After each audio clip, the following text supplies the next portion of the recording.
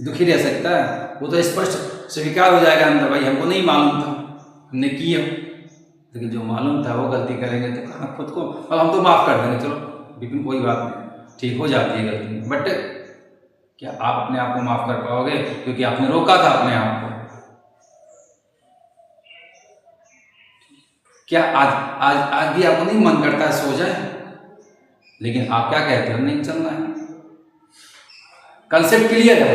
अगर थोड़ा सा भी कंसेप्ट का डिसमिस हुआ, अगर संडे क्लास रख देना तो संडे हम लोग नहीं आ पाएंगे, हम भी नहीं, मैं भी नहीं आ पाऊंगा, क्योंकि कंसेप्ट क्लियर नहीं है संडे को।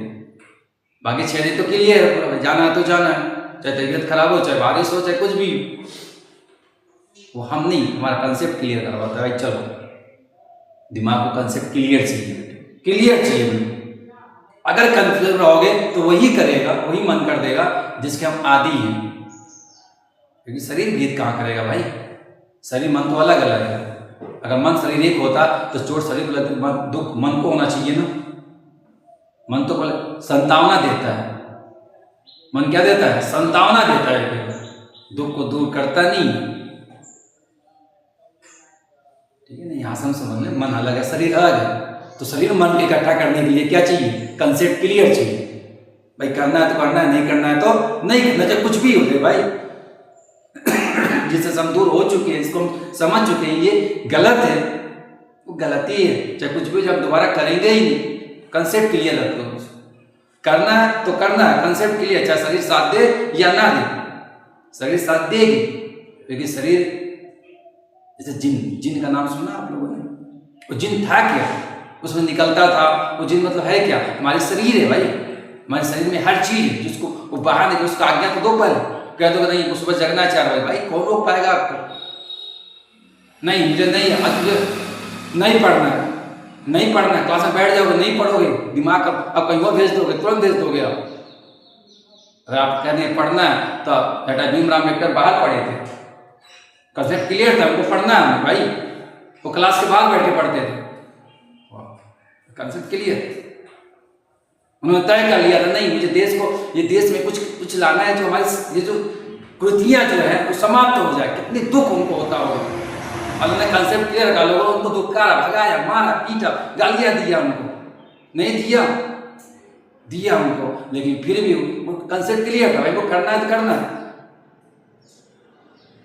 आपको ऊर्जा मिलती कहाँ से, जीने की प्रवृत्ति मिलती कहाँ से? आपके मनोदशा से, जो आपका लक्ष्य है। अगर लक्ष्य देश के लिए है, समाज के लिए है, तो बेटा उस लक्ष्य को पूरा करने का कुछ भी लोग साथ देंगे, समय लगेगा।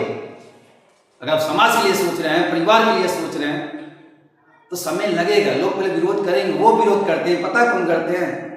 जो आपकी मतलब विरोध वही करेगा जो उसको प्रॉब्लम होगी, आगे उनका बिजनेस बंद होगा, उनके झूठ बोलना खत्म हो जाएगा, उनको लूटना पाटना खत्म हो जाएगा, वही आगे आ जाएंगे तुरंत। जब उनको समझ में आ जाएगा भाई ये तो हिलने वाला नहीं है, ये करेगा, तब लोग भीड़ इकट्ठा होगी आपके सामने, पीछे खड़ी हो जाएगी, आओ तुम लोग, उससे तुरंत साइड हो जाएंगे। सबके साथ हुआ है भाई, आपके साथ भी होगा, ऐसा मत सोचना कि आपके साथ नहीं होगा। अभी आप पढ़ रहे हो तो 10 लड़के देख रहे होंगे, क्या उनको प्रॉब्लम नहीं होगी भाई? तो आपके नाम से उनको टॉर्चर किया जा रहा है घर में, भाई देखो विपिन जा रहा है पढ़ने, उधर अभी जा रहा है पढ़ने, नहीं बोलेंगे लोग?